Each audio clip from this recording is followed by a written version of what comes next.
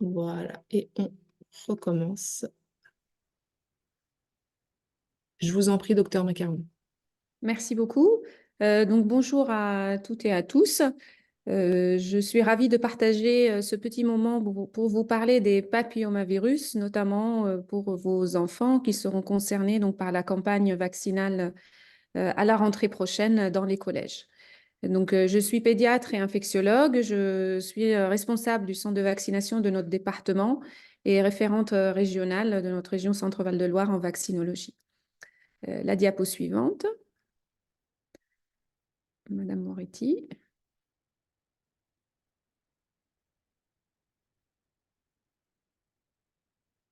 Est-ce que ça marche?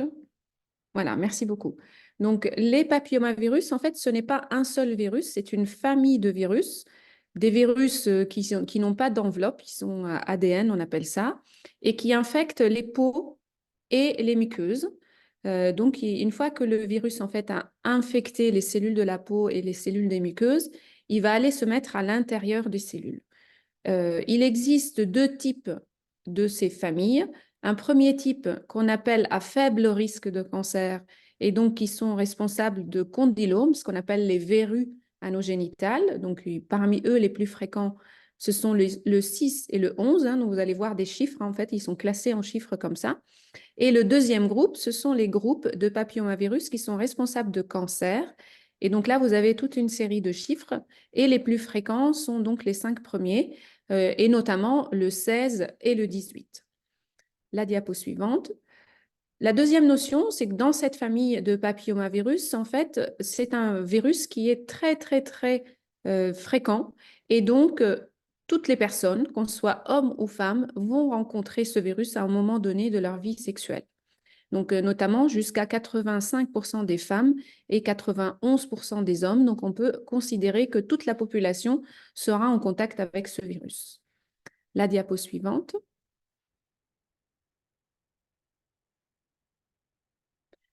Quel est le poids de la maladie papillomavirus en France?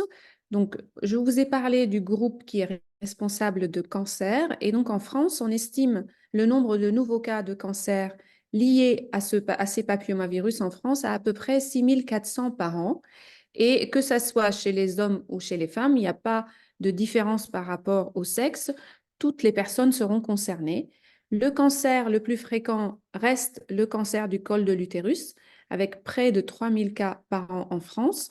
Mais il y a aussi d'autres cancers, comme le cancer de la gorge, 1300 cas chez les hommes par an et 380 cas chez les femmes par an. Mais il y a aussi les cancers de l'anus, où on peut aussi rencontrer 1100 cas par an en France et 360 cas par an chez les hommes en France. La diapo suivante. Donc, en dehors des cancers, il y a aussi le premier groupe qui était donc responsable des condylomes, les verrues anogénitales. Et donc, tous les ans en France, c'est près de 100 000 cas par an. Donc, ça montre en fait le poids de cette maladie HPV, papillomavirus, en France, responsable donc de cancer et de verrues anogénitales. Quelles sont les lésions et les cancers induits par ces virus? En fait, comme on l'a vu sur le schéma suivant, vous avez des cancers du col de l'utérus, de la vulve, du vagin, de l'anus. Et donc, lorsqu'on regarde les 9 types qui sont inclus dans le vaccin actuel, qu'on appelle le vaccin non-avalent, on va couvrir 90% des cancers du col de l'utérus, 90% des cancers de la vulve, 85% des cancers du vagin, 95% des cancers anaux. Les lésions précancéreuses, on appelle lésions précancéreuses, ce sont les lésions qui précèdent les lésions de cancer. Et aussi en rouge, les verrues génitales, donc 90% des verrues génitales sont couvertes lorsqu'on a réalisé ce vaccin non avalent. La diapo suivante.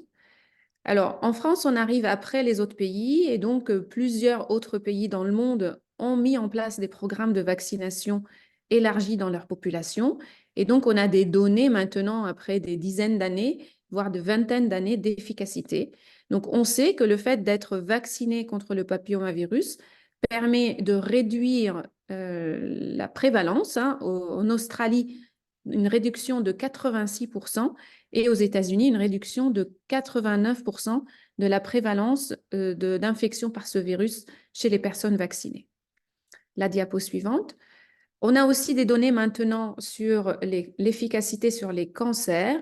Et donc là, sur ce tableau, vous allez voir en fait en abscisse l'âge des personnes, en ordonnée l'incidence cumulée de cancer du col de l'utérus. Et on s'est intéressé à 3 populations. En vert, les personnes vaccinées avant l'âge de 17 ans. En bleu, les personnes vaccinées plus tardivement entre 17 et 30 ans. Et en orange, les personnes non vaccinées. Et donc, on voit qu'en fonction du temps, les personnes qui sont le mieux protégées contre les cancers sont les personnes vaccinées tôt, donc dans la courbe verte, qui reste donc en fait une plate en incidence. La courbe bleue, donc les personnes vaccinées plus tardivement, on arrive quand même à avoir des cas de cancer du col de l'utérus. Et la courbe orange, bah là, le nombre de cas est beaucoup plus important quand on n'est pas vacciné. La diapo suivante. Donc, quel est le schéma vaccinal en France? Donc, en France, tout le monde est concerné, tous les adolescents, filles et garçons, avec une vaccination habituellement entre 11 et 14 ans. Et cette vaccination se fera en 2 doses, une première dose, puis la deuxième 6 mois plus tard.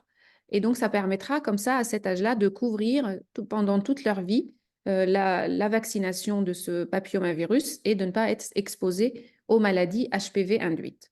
Lorsqu'on n'a pas été vacciné dans les bons âges entre 11 et 14 ans, on peut rattraper encore jusqu'à l'âge de 19 ans. Entre 15 et 19 ans, dans ce cas-là, c'est 3 doses. Une première à M0, une autre 2 mois après, puis une dernière 6 mois après. Donc, on voit bien que l'âge idéal serait entre 11 et 14 ans, donc avant l'exposition au virus, idéalement. Et donc, en plus, dans ce cas-là, ça fait une injection en moins et avec un schéma 2 doses à 6 mois d'intervalle. La diapo suivante. Quel est l'intérêt de la vaccination aux garçons? Donc, en fait, finalement, le cancer du col de l'utérus reste le plus fréquent. N'empêche, les garçons sont aussi touchés par ces cancers, puisque chez eux, 25% des cancers sont dus à l'HPV et qu'en plus, chez les garçons, il n'y a pas de dépistage.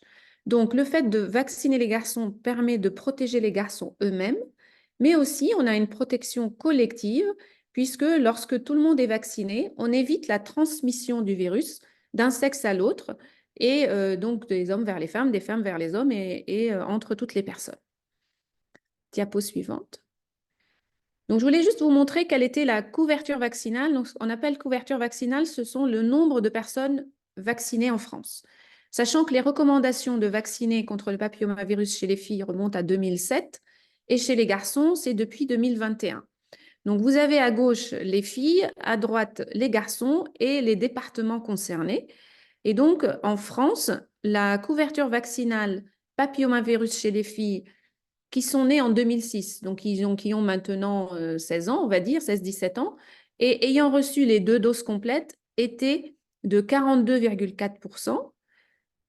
Dans la région Centre-Val de Loire, 44%, et vous pouvez retrouver donc vos départements respectifs. Donc, ça varie entre 40 et 49%. Chez les garçons, si on reprend les mêmes garçons de la même tranche d'âge, donc 2 doses à 16 ans, donc chez les garçons, on est encore très en retard, puisqu'en France, on est à 8,7%, 9,1% en région Centre-Val de Loire. Et donc, quand on regarde les différents départements, ça varie donc entre 7 et 11%. Donc ça, ce sont les données jusqu'au 31 décembre 2022. Et donc, vous allez voir après l'évolution depuis la campagne vaccinale dans les collèges. La diapo suivante.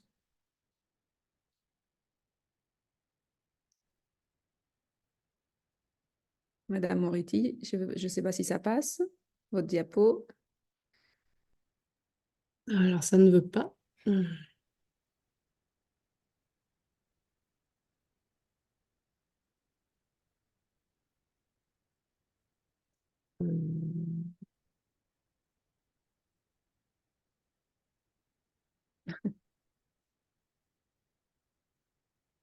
Vous voulez que je partage moi de mon côté peut-être? Alors, attendez, je retente, mais est-ce que d'un coup, ça ne veut pas? Eh ben, on peut peut-être arrêter. Ah, bon, Ça y est, voilà. c'est bon. Euh, donc, quels sont les freins à la vaccination HPV? Dans une enquête qui a été réalisée en 2021 parce qu'on appelle le baromètre santé. Donc, la première raison pour laquelle les personnes ne vaccinaient pas leurs enfants, c'est qu'ils avaient peur, dans 20% des cas, des effets secondaires. Et les 10% suivants, c'est parce qu'on ne leur avait pas proposé cette vaccination. Donc, on va passer la diapo suivante pour faire un petit point sur les effets secondaires. Donc, maintenant, ce vaccin, après plus de 10 ans de recul, près de 270 millions de doses distribuées dans le monde, l'OMS a fait un rapport pour vraiment tordre le cou à toutes ces idées reçues. Et on sait aujourd'hui que cette vaccination est considérée comme extrêmement sûre, hein. Ce sont donc les mots employés par l'Organisation mondiale de la santé, et que notamment les éléments qui avaient été suspectés à l'époque, en tout cas, ne sont pas en lien avec cette vaccination. Donc, on peut être rassuré quant à la tolérance du vaccin. La seule chose, c'est que c'est un vaccin qui fait un petit peu mal au bras. Et donc, du coup, on prévient les jeunes de cette douleur post-vaccinale.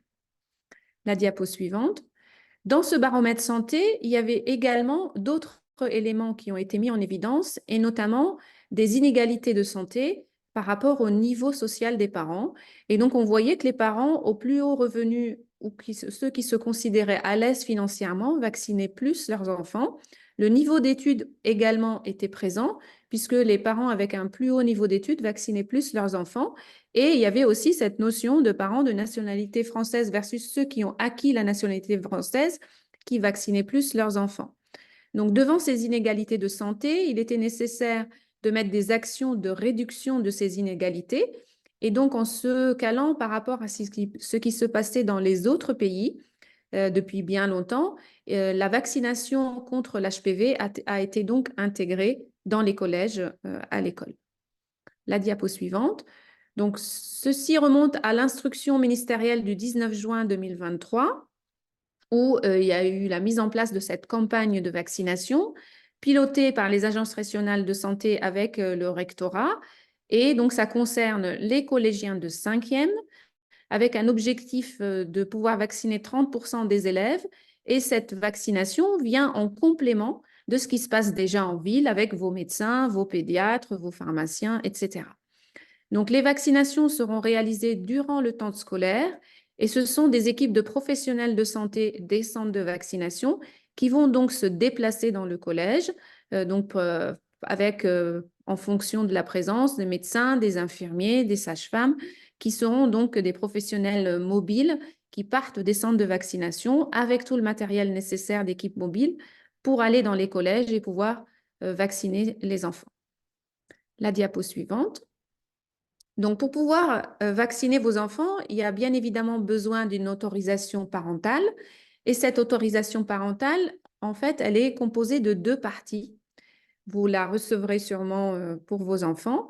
Donc, la première partie, c'est pour la vaccination papillomavirus, avec, donc, il va falloir remplir la première dose et la deuxième dose, puisque les équipes des centres de vaccination se déplaceront dans les collèges, donc 2 fois durant l'année scolaire, une première fois en octobre, novembre, décembre, et puis une deuxième fois 6 mois plus tard, en avril, mai, juin, pour compléter la vaccination.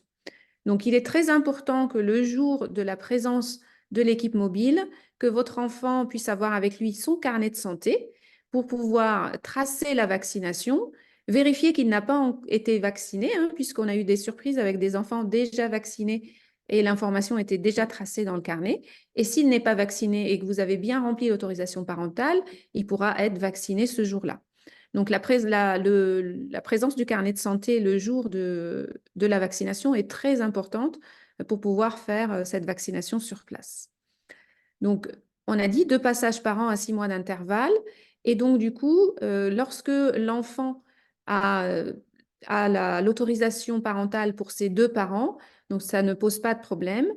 Par contre, parfois, on peut se retrouver avec un seul parent qui peut donc avoir l'autorité parentale. Et dans ce cas-là, il va falloir cocher sur cette autorisation que vous déclarez être le seul responsable légal de l'enfant, si c'est le cas. Et si ce n'est pas le cas, vous êtes 2 parents responsables légaux, mais le jour du remplissage du papier, il n'y en a qu'un seul qui peut remplir. Donc, celui qui remplit peut cocher aussi la case d'en dessous qui déclare que le second parent est d'accord et qu'il est empêché matériellement de remplir ce formulaire. Et donc, du coup, l'autorisation, comme ça, elle sera valide. La diapo suivante. Donc, la deuxième partie, quand on a rempli la partie papillomavirus, il y a aussi la partie des autres vaccins, puisque comme le centre de vaccination se déplace sur place, on va pouvoir vérifier les autres vaccins et en plus, pardon, ça tombe à l'âge où on doit faire le rappel du vaccin standard diphtérie, tétanos, polio, coqueluche, qui est donc à faire à l'âge de 11 ans. Donc, s'il y a nécessité, on vous demandera en fait sur cette autorisation de cocher si on se rend compte que votre enfant a besoin d'autres vaccins comme la coqueluche, comme le tétanos, comme la rougeole, comme le méningocoque, comme l'hépatite B ou la deuxième dose de papillomavirus. Dans ce cas-là, l'autorisation est signée. Nous, on vérifie au premier passage et au deuxième passage, on pourra mettre à jour les autres vaccins si vous avez donné l'accord pour le faire. Et donc, encore une fois, là, au deuxième passage, il faut aussi avoir le carnet de santé avec l'enfant.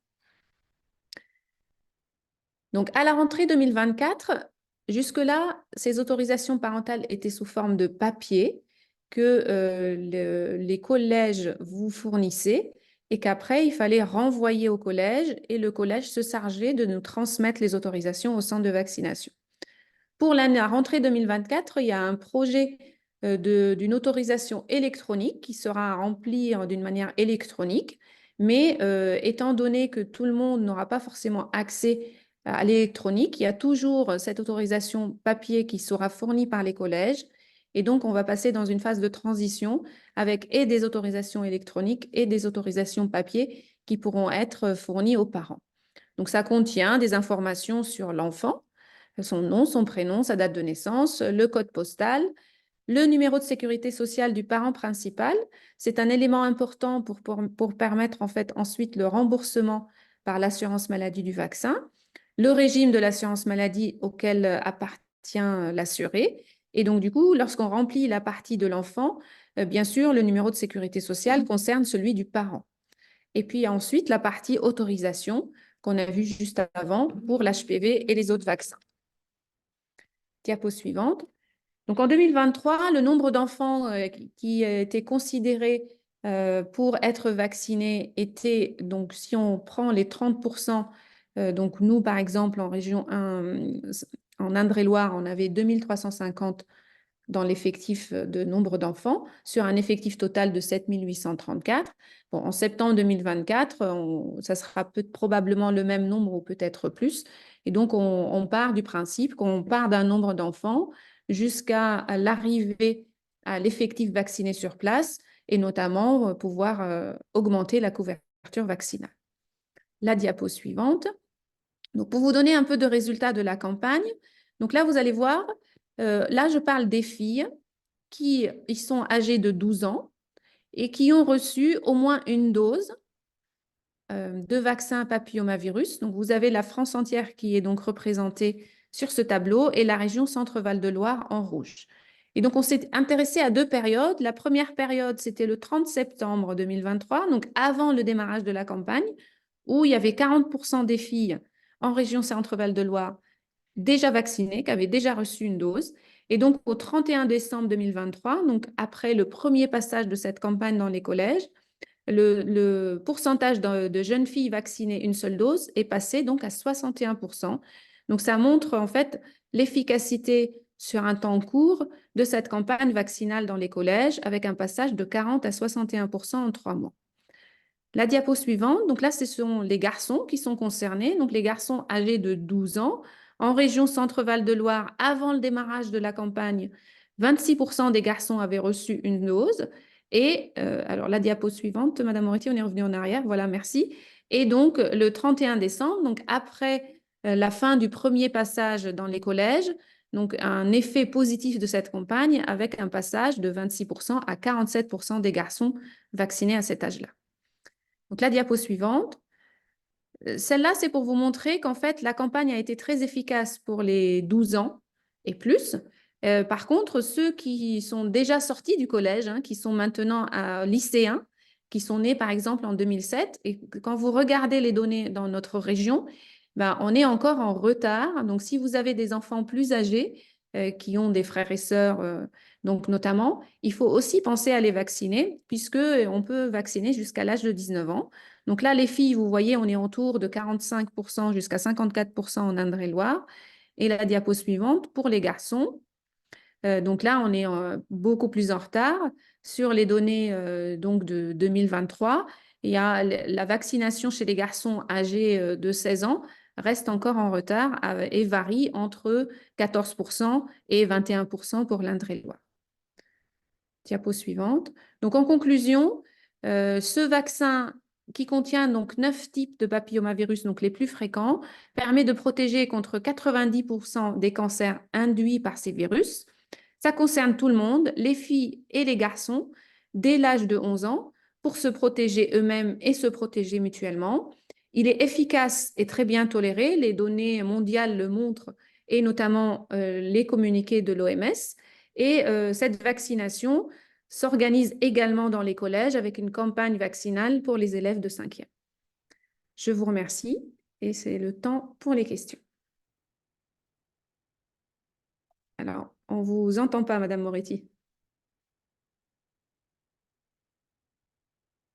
Autant pour moi. Merci, docteur Macaroun. Du coup, alors, je vais regarder les questions qui ont été posées. Quels sont les autres pays qui réalisent cette vaccination? Alors, tous les pays développés réalisent cette vaccination. Donc, je vous ai montré par exemple l'exemple de l'Australie, mais aussi les États-Unis. Mais après, tous les pays d'Europe, et notamment nos voisins très proches, réalisent cette vaccination depuis très longtemps, avec une couverture vaccinale bien plus élevée que nous. Le Portugal, l'Angleterre, l'Allemagne, l'Espagne, beaucoup de pays autour de nous, et notamment dans le monde, qui sont donc des pays développés, propose cette vaccination aux enfants.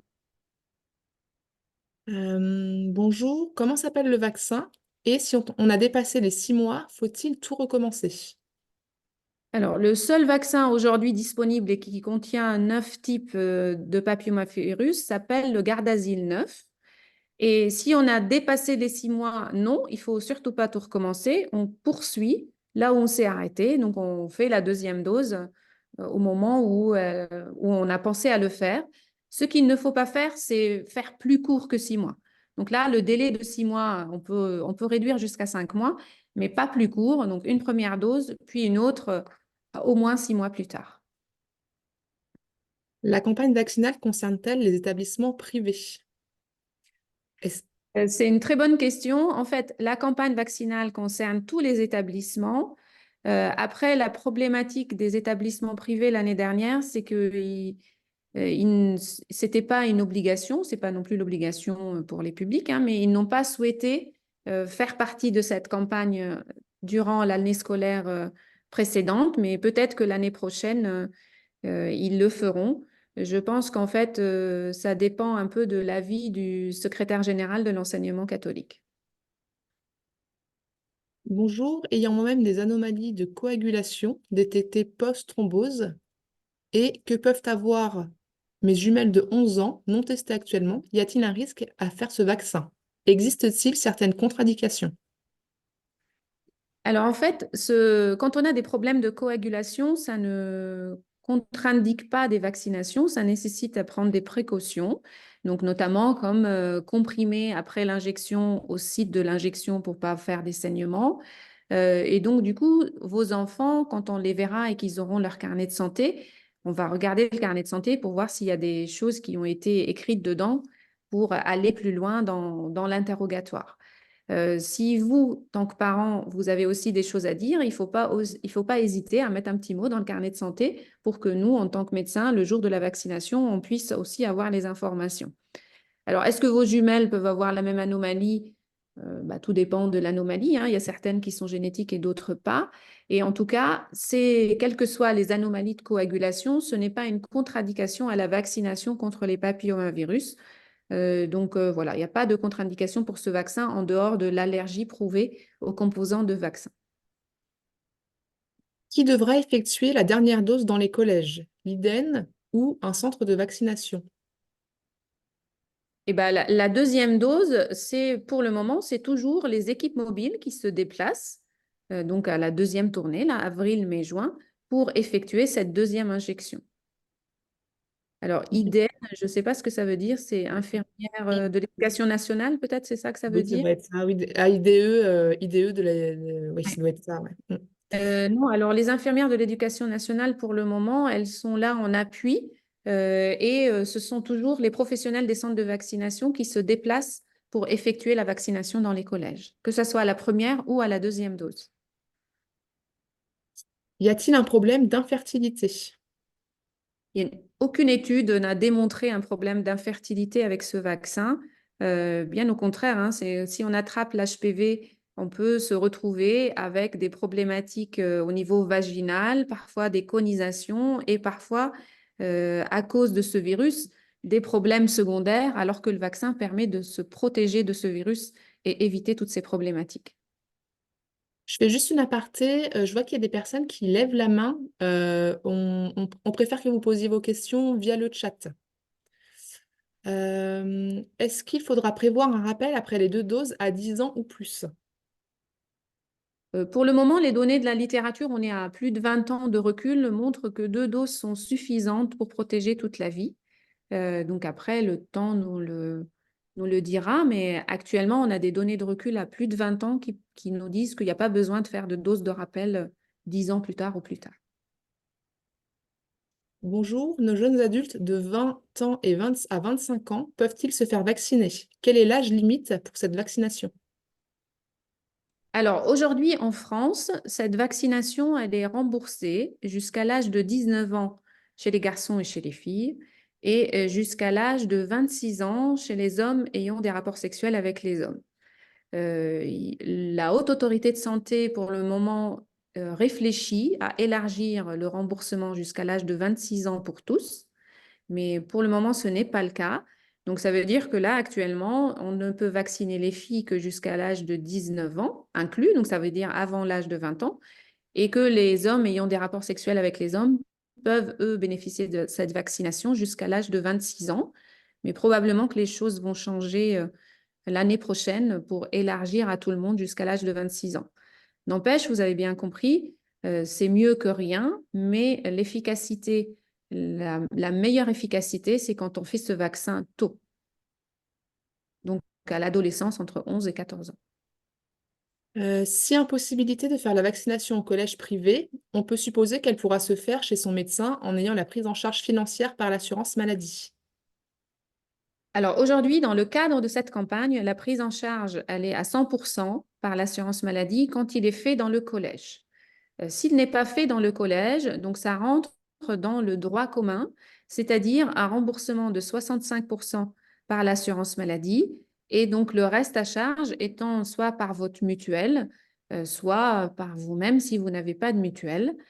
Alors, dans certains départements, la Ligue contre le cancer propose de prendre en charge cette partie de mutuelle, mais ce n'est pas le cas dans tous les départements de notre région. Il y a un autre avantage effectivement de la vaccination dans les collèges, c'est qu'elle est prise en charge à 100%. Est-ce qu'on peut avoir des problèmes de règles douloureuses? Ma fille a été vaccinée à l'âge de 12 ans et c'est son cas. Je n'ai pas trouvé de données là-dessus. Après, si votre fille a des douleurs de règles à l'âge de 12 ans, ben, il faut peut-être consulter parce que ça peut être aussi une explication d'autres choses qu'elle peut avoir. En tout cas, le vaccin n'est pas responsable de douleur puisque lui, il ne va pas agir au niveau de l'utérus ou au niveau du vagin, hein. Il va agir au niveau du virus pour l'empêcher de venir infecter la personne. Donc, ça n'a pas de lien avec le cycle ou les douleurs. D'accord. Alors, je vois que la personne après précise qu'actuellement, elle a maintenant 26 ans. Donc, D'accord. je suppose que cette personne, enfin, cette jeune fille s'est fait vacciner et qu'elle a toujours des problèmes. Oui, donc il faudra, à mon avis, qu'elle consulte pour vérifier qu'elle n'a pas d'autres raisons qui sont responsables de ces douleurs de règles. Il y a plein d'autres pathologies qui peuvent être responsables de ce qu'on appelle les dysménorrhées, donc des règles douloureuses ou non régulières. Qui le transmet? Ce sont les garçons ou les filles? Les deux. En fait, il n'y a pas un sens unique, hein. C'est les garçons vers les filles vers les garçons. Et ça peut être aussi les garçons entre eux et les filles entre eux. Donc, il n'y a pas de sens. Tout le monde le transmet à tout le monde. Si je souhaite laisser ma fille décider, car c'est son corps, je peux attendre pour la faire vacciner et qu'elle puisse elle-même décider plus tard? Ben, vous pouvez toujours attendre, mais est-ce que j'ai envie de dire, est-ce que vous faites la même chose pour le vaccin tétanos, pour le vaccin rougeole, pour toutes les autres maladies auxquelles elles vont être exposées et que du coup, le risque étant en fait de la protéger avant l'exposition. Et puis après, il faut savoir aussi expliquer à sa fille pourquoi vous avez attendu si longtemps pour ce vaccin-là et pas pour les autres. Et il y a un dernier commentaire ou question. Le vaccin n'est là que pour éliminer le virus, c'est-à-dire qu'il n'agit pas pendant ce temps-là. Non, en fait, comme tout vaccin, quand vous recevez un vaccin, vous allez préparer votre système immunitaire à fabriquer ce qu'on appelle des anticorps. Donc, souvent, on donne un exemple que quand vous voulez faire un marathon, par exemple, vous ne pouvez pas aller le jour même courir votre marathon. Donc, vous avez eu un entraînement avant, vous avez préparé votre organisme à faire ce marathon. Et là, c'est pareil. Donc, le vaccin arrive en amont, il prépare votre organisme, les cellules immunitaires, à fabriquer des cellules, des anticorps, et il va en plus garder en mémoire la défense contre ce virus. Et donc, le jour où il va croiser le virus, ben, il est déjà prêt, il connaît ce virus, et il va du coup stimuler les cellules immunitaires qui vont sécréter des anticorps d'une manière beaucoup plus rapide est beaucoup plus importante pour éliminer ce virus beaucoup plus vite. Alors que si vous êtes exposé au virus sans préparation, ben, votre corps il va mettre beaucoup plus de temps à le reconnaître, à fabriquer les anticorps et à pouvoir vous défendre. Et donc, dans ce cas-là, ben, les choses évoluent et peuvent parfois évoluer vers les cancers. Est-ce que l'adjuvant est le même que pour les autres vaccins? Oui, tout à fait. C'est un vaccin avec un adjuvant, comme tous les autres vaccins.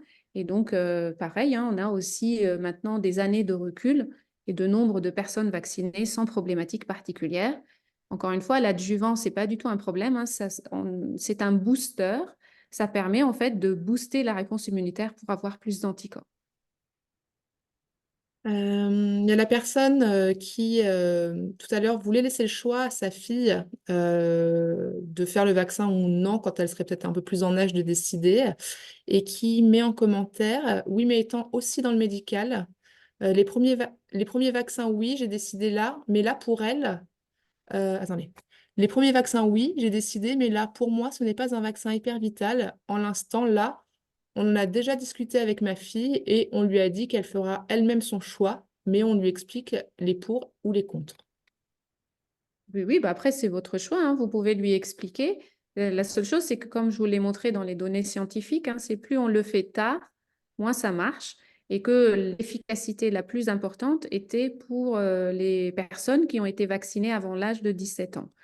Et donc l'âge idéal étant effectivement l'âge du collège, c'est avant d'être exposé au virus. Y avait-il une différence entre le Gardasil 9 et le premier Gardasil? Oui, le premier garde-asile, en fait, c'était un garde-asile 4. Il contenait 4 sérotypes, donc le 6 et le 11 pour les condylomes et le 16 et le 18 pour les cancers. Et donc, le premier garde-asile protégeait contre 70% des cancers. Et donc, le garde-asile 9, donc maintenant il y en a un 9 dedans, protège lui contre 90% des cancers. Donc, il y a une plus-value d'un pourcentage plus élevé de protection avec le garde-asile 9.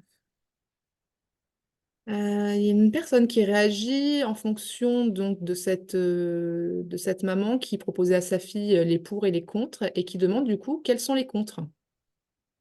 C'est une bonne question en fait, hein. C'est que là, avec les données que je vous ai présentées, c'est un vaccin qui protège contre les cancers, qui est efficace si on le fait tôt, qui est sûr avec des données de tolérance mondiale qui sont maintenant très rassurantes.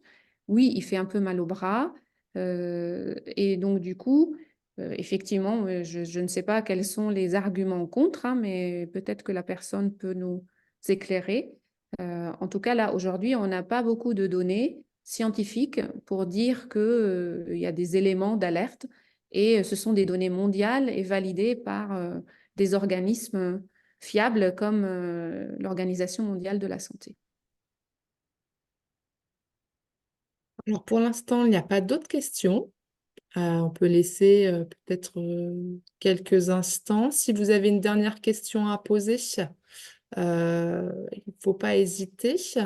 C'est le moment. Après, effectivement, enfin, je pense que le docteur Macaron sera d'accord avec moi. Si vous aviez des questions par la suite, n'hésitez pas à vous tourner vers le pharmacien, vers le médecin, vers le professionnel de santé qui vous est le plus proche. Oui, alors je voudrais compléter en fait, parce que souvent les parents ont des inquiétudes. C'est pas parce qu'on a vacciné son enfant jeune contre les papillomavirus que on a donné un feu vert pour démarrer son activité sexuelle, hein, parce qu'il y a beaucoup de mamans qui me disent ça dans les consultations. L'éducation à la sexualité commence dès la primaire, hein, donc quand vous êtes dans les cours des primaires, vous pouvez entendre les enfants déjà commencer à parler de sexualité. Ça me semble important de pouvoir aussi discuter avec vos adolescents. Ils arrivent dans les collèges, donc les collèges aussi, les jeunes discutent entre eux. Et donc, la vaccination HPV fait partie aussi de cette prévention pour pouvoir parler avec ces enfants du sujet. Et c'est pas parce qu'on les a vaccinés que du coup, dès le lendemain, ils vont pouvoir avoir un rapport sexuel. La deuxième information importante aussi, il faut aussi comprendre que le papillomavirus ne se transmet pas uniquement par les rapports de pénétration, hein, c'est aussi par les contacts par les mains, puisque les contacts intimes permettent aussi de transmettre ce virus et que le préservatif ne suffit pas pour se protéger contre ce virus, contrairement à d'autres virus ou d'autres bactéries sexuellement transmissibles. Donc, il est très facilement contagieux et pas uniquement par la pénétration. Peut-on avoir un rendez-vous avec vous? Bon, oui, bien sûr, il n'y a aucun problème. Donc, moi, je travaille au centre de vaccination départemental du 37, donc, qui est situé au CHU de Tours.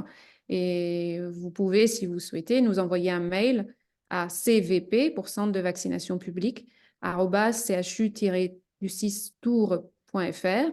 Et dans ce cas-là, on vous propose un rendez-vous sans problème et qui pourra être aussi avec moi.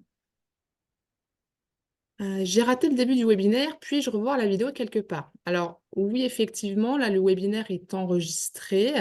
Si vous avez reçu l'invitation via Pronote, le lien de replay sera transmis aux établissements pour transmission auprès des parents. Les CEPAM aussi, les caisses d'assurance, caisses primaires d'assurance maladie en département, les transmettront soit via le compte Amélie, soit mettront la vidéo sur amélie.fr, sur les pages d'accueil. Donc, effectivement, le replay sera disponible. Alors, il y a un commentaire. Après... D'accord, j'ai cette maman qui, voilà, qui nous explique qu'elle est vraiment dans l'échange et dans l'écoute avec sa fille et qu'elle souhaite lui laisser le choix. Euh, alors, une autre personne nous dit, merci beaucoup, je suis choquée d'apprendre que cela se transmet par les mains. Et oui, c'est effectivement, c'est un virus qui est très facilement transmissible par les contacts intimes. Et donc, du coup, effectivement, quand vous faites des caresses intimes, ben, vous pouvez aussi transmettre le virus de cette manière.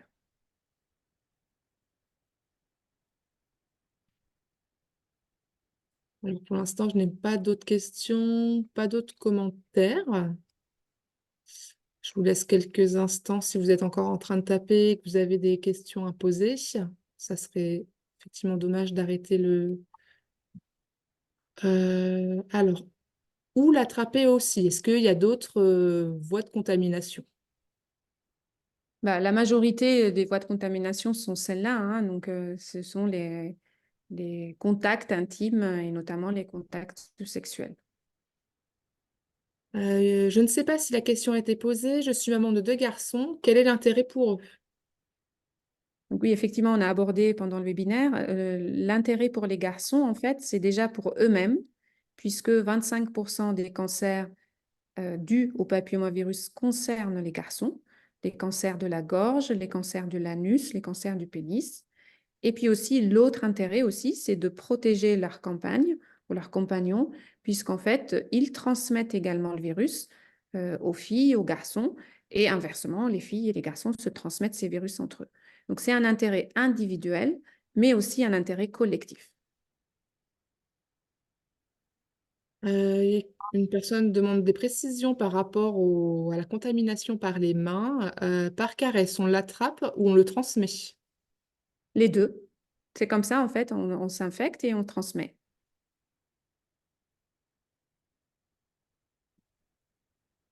Plus de questions en attente pour l'instant.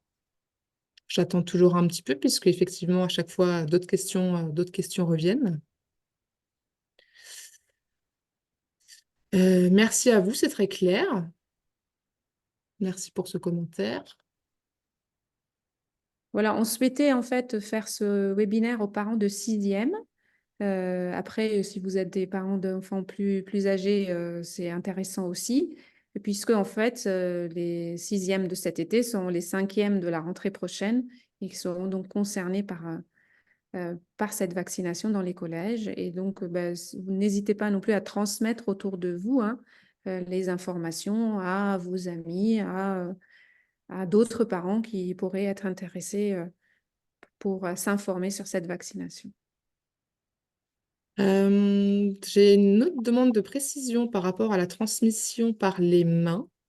Je pense que la question est est-ce que c'est des mains vers les parties génitales ou est-ce que ça peut être transmis si le virus est présent sur les mains entre personnes en fait qui n'ont pas eu de rapport sexuel du coup quelqu'un qui ne se serait qui ne se serait pas lavé les mains et qui prendrait la main de quelqu'un d'autre sans qu'il y ait eu de rapport sexuel. Non, en fait, ce sont les caresses intimes. Ça veut dire qu'en fait, on a caressé les voies génitales ou on a utilisé les voies génitales, pas forcément pour une pénétration. Et donc, du coup, on peut aussi se transmettre de cette manière-là. C'est pas parce que j'ai caressé les cheveux. Non, non, mais je pense que c'est ce que la personne voulait dire, c'est par exemple si l'enfant s'était caressé lui-même, ne s'était pas lavé les mains et prenait la main d'un de ses parents, par exemple. L'enfant, s'il n'est pas infecté et qu'il s'est caressé lui-même, ça va pas être un problème. Ça va être essentiellement des enfants entre eux, enfin des adolescents entre eux, puisqu'en fait, ce sont souvent vers l'adolescence. Et je vous rappelle, l'âge du premier rapport sexuel, quand même, en France, reste en moyenne 17 ans et que on est plutôt en baissant au fur et à mesure des années.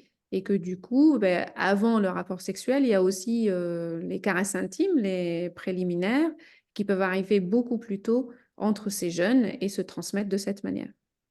Alors, j'ai une précision par rapport à ça. Une maman atteinte du papillomavirus qui pourrait le transmettre à son enfant. Normalement, une maman, si elle touche ses parties génitales, elle va se laver les mains après. Hein, donc voilà. Après, on peut avoir certaines transmissions à l'accouchement chez les petits bébés qui peuvent, dans certains cas, donner des lésions laryngées. On appelle ça les papillomatoses laryngées chez les enfants, mais ça reste rare. Mais là, je parle plutôt des grands, des adolescents. Combien de cancers par an en l'absence de vaccination? C'est 6400 cancers par an en France. Tous les ans, 6400 cancers HPV induits et parmi lesquels il y a 3000 cancers du col de l'utérus. Ça veut dire qu'il y a aussi 3400 autres qui sont dus à d'autres choses que le cancer du col de l'utérus, que ce soit l'anus, la gorge, le pénis, la vulve, etc. Alors, je n'ai pas d'autres questions en attente. Si vous n'avez pas d'autres questions, on va pouvoir s'arrêter là. Alors attendez, si... merci beaucoup, j'ai appris beaucoup de choses et je vais vous recontacter par mail. Excellente journée. Donc, du coup, si vous n'avez pas d'autres questions, on va pouvoir arrêter le webinaire. En tout cas, je vous remercie pour vos connexions, pour l'intérêt que vous avez porté, pour les questions intéressantes que vous avez posées. Effectivement, peut-être que ça a éclairé d'autres personnes qui n'osaient pas poser de questions. Et ça a peut-être aussi donné des informations à ceux qui avaient raté le début du webinaire. En tous les cas, je rappelle que le replay sera bien disponible est transmis via Pronote aux élèves donc du coup de 6e qui seront en campagne l'année prochaine. Ils seront disponibles également selon le mode de transmission des caisses primaires d'assurance maladie, soit par mail, donc par le compte Amélie, ou sur amélie.fr. La suite de la campagne, les informations de la campagne vous seront communiquées à la rentrée via les collèges. C'est ceux qui seront en charge de vous faire, de vous informer de la suite. Docteur Macaron, est-ce que vous avez quelque chose à rajouter avant qu'on mette fin au webinaire? Non, mais merci à tous. Merci aussi au dynamisme et à toutes les questions posées qui permettent d'éclairer les uns et les autres. Et voilà, et donc je vous souhaite une bonne journée. Merci à tous. Bonne journée. Au revoir. Au revoir.